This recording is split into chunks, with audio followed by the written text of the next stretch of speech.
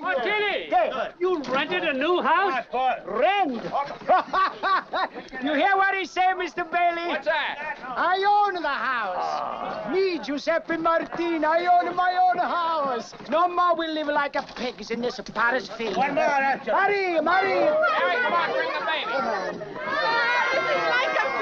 I'll take the kids in the car. Oh, thank you, Mr. Bailey. Thank you. All right, kids. Here, get in here. One at a time, get right up on the seat there. Here now. Get the dog. That's it. Got it. Go. Everybody, Hold it. All right, fine. Well, goodbye. All in.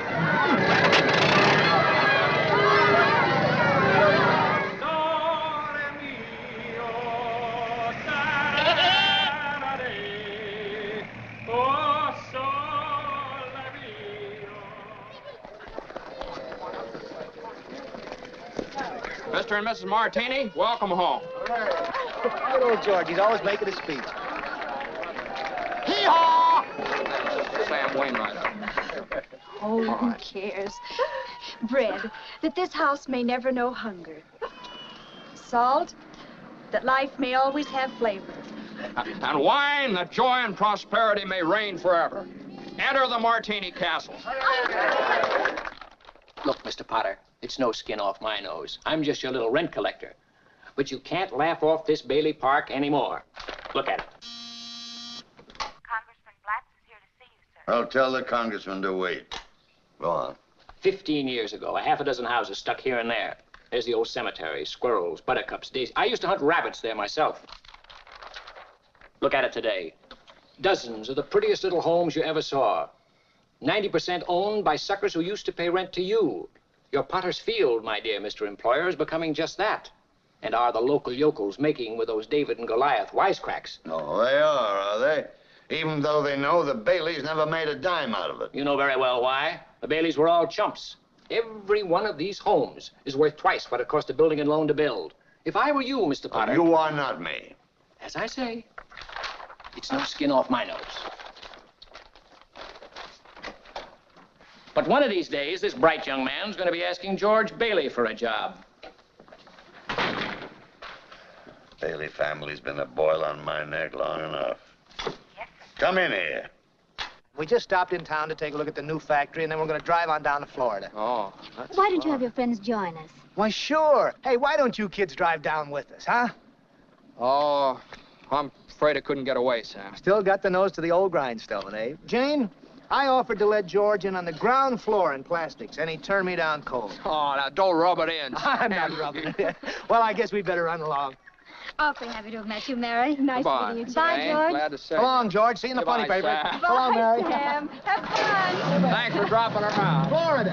Hee-haw! Hee-haw.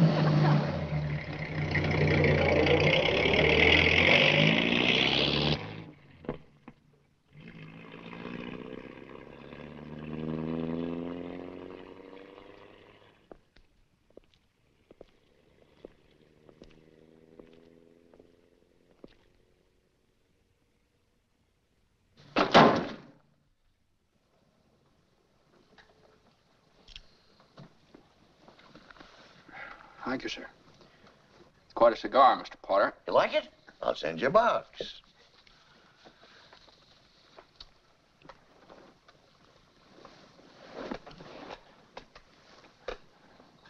Well, I suppose I'll find out sooner or later, but just what exactly do you want to see me about? Oh, George, now that's just what I like so much about you. George, I am an old man, and most people hate me, but I don't like them either, so that makes it all even. You know just as well as I do that I run practically everything in this town, but the Bailey building alone. You know also that for a number of years I've been trying to get control of it, or kill it, but I haven't been able to do it. You have been stopping me. In fact, you have beaten me, George. And as anyone in this county can tell you, that takes some doing. Now, take during the Depression, for instance. You and I were the only ones that kept our heads. You saved the building and loan. saved all the rest. Yes, well, most people say you stole all the rest. The envious ones say that, George. The suckers. Now, I have stated my side very frankly. Now, let's look at your side. Young man, 27, 28, married, making, say, 40 a week. 45. 45. 45. Out of which, after supporting your mother and paying your bills, you're able to keep, say, 10, if you skimp. A child or two comes along, and you won't even be able to save the 10. Now, if this young man at 28 was a common, ordinary yokel, I say he was doing fine. But George Bailey is not a common, ordinary yokel. He is an intelligent, smart, ambitious young man who hates his job, who hates the building and loan almost as much as I do. A young man who's been dying to get out on his own ever since he was born. A young man, the smartest one in the crowd, mind you. A young man who has to sit by and watch his friends go places because he's trapped. Yes, sir, trapped into frittering his life away playing nursemaid to a lot of garlic eaters. Do I paint a correct picture, or do I exaggerate? Well, what's your point, Mr. Potter? My point is I want to hire you. Hire me? Yeah, I want you to manage my affairs, run my properties.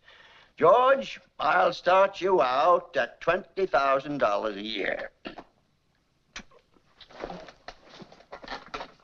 $20,000 a year? You wouldn't mind living in the nicest house in town? Buying your wife a lot of fine clothes, a couple of business trips to New York a year, maybe once in a while Europe. You wouldn't mind that, would you, George? Would I? You're not talking to somebody else around here, are you? You know, this is me. You remember me? George Bailey. George Bailey. Yeah. George Bailey, whose ship has just come in. Provided he has enough brains to climb aboard.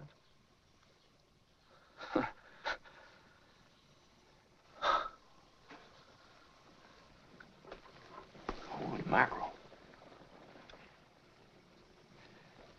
Well, how about the building and loan? Oh, confound it, man. Are you afraid of success? I'm offering you a 3-year contract at $20,000 a year starting today. Is it a deal or isn't it? Well, Mr. Potter, I know I ought to jump at the chance, but I wonder if it'd be possible for you to give me 24 hours to think it over. Sure. You go on home and talk about it to your wife. I'd like to do that. Yeah, then in the meantime, I'll draw up the papers. All right, sir. Okay, George? Okay, Mr. Potter.